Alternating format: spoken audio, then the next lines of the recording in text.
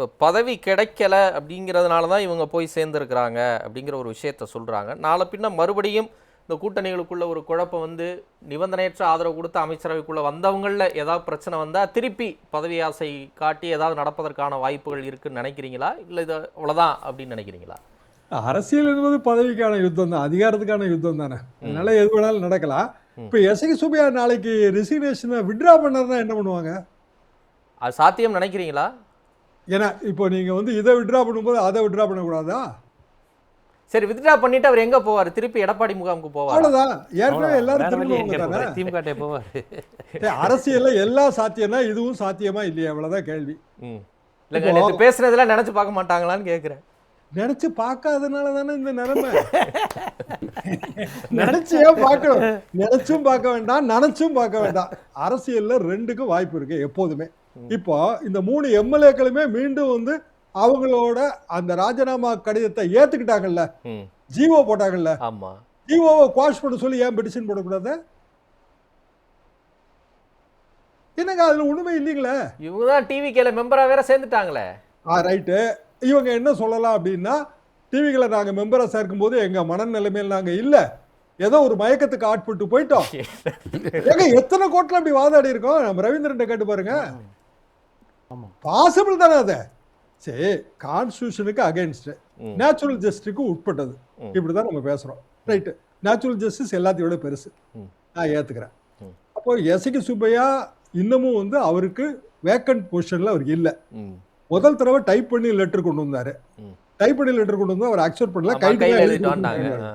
அப்போ அந்த ஒரு கேப் எனக்கு விழுந்துச்சுங்க. அந்த நேரத்துல எனக்கு வந்து சிந்தை வந்து தடுமாறி விட்டது. இப்போ என் ரெசிக்னேஷனை நீங்க வாபஸ் வாங்கன்னு நாளைக்கு ஒரு பெட்டிஷன் கொடுத்தால், கொடுக்க வைத்தால் ஸ்பீக்கர் என்ன முடிவு பண்ணுவாரு?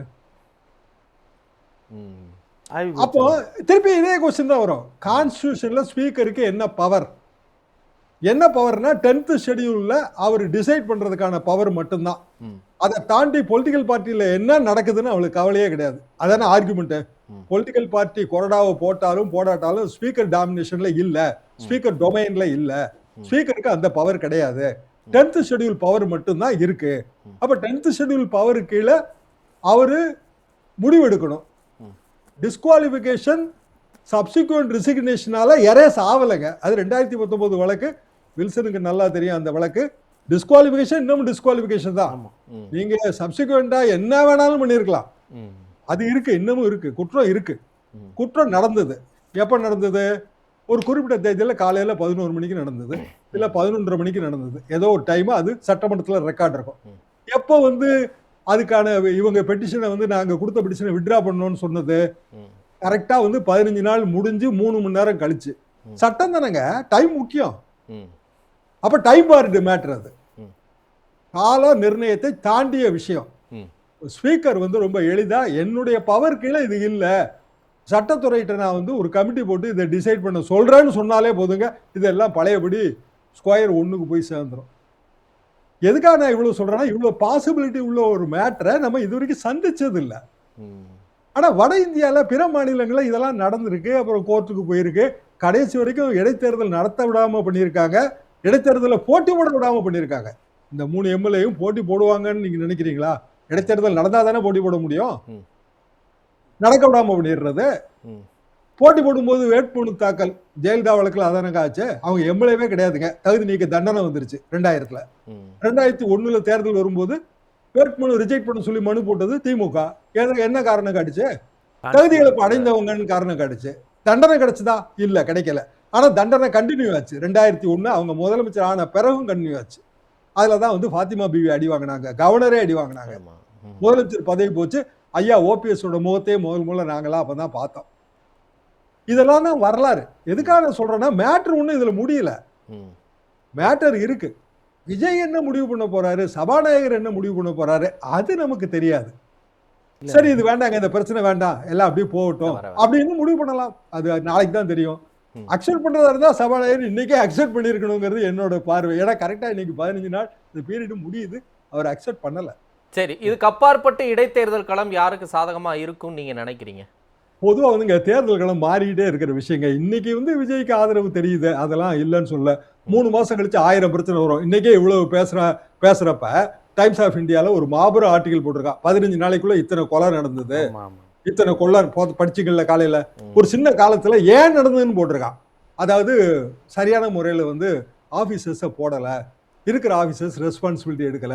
இத வந்து நேஷனல் மீடியா எடுத்து ப்ளே பண்ணுது. கரெக்டா விஜய் வந்து இன்னைக்கு டெல்லி போகும்போது ப்ளே பண்ணுது. சரி, விஜய் என்னென்ன கோரிக்கை மனு கொடுத்தாரு அப்படின்னு பார்த்தா அதுல வந்து 2 ஐட்டம் தமிழ்நாடு சம்பந்தப்பட்டது. அதுலயும் வந்து கச்சத்தீவு மீட்பு பத்தி எந்த பேச்சுமே இல்ல. தமிழ்தாய் வாழ்த்தை பத்தி பேச்சு இருக்கு. அதை வந்து இன்னும் உடனே தெரிஞ்சிடும் நமக்கு. கவர்னர் ஓர வரும்போதே அதோட ரிசல்ட் என்னன்னு நமக்கு தெரிஞ்சிடும். அப்புறம் வந்து ஏர் டிஃபென்ஸ் சிஸ்டம் இதெல்லாம் வந்து மாநில அரசு கோரிக்கை வச்செல்லாம் பயனே இல்லை. விஜயோட போனவங்களோட பட்டியல் எடுத்து பார்த்தா தமிழ்நாடு அரசியலுக்கும் அவங்களுக்கு சம்பந்தமே இல்லை.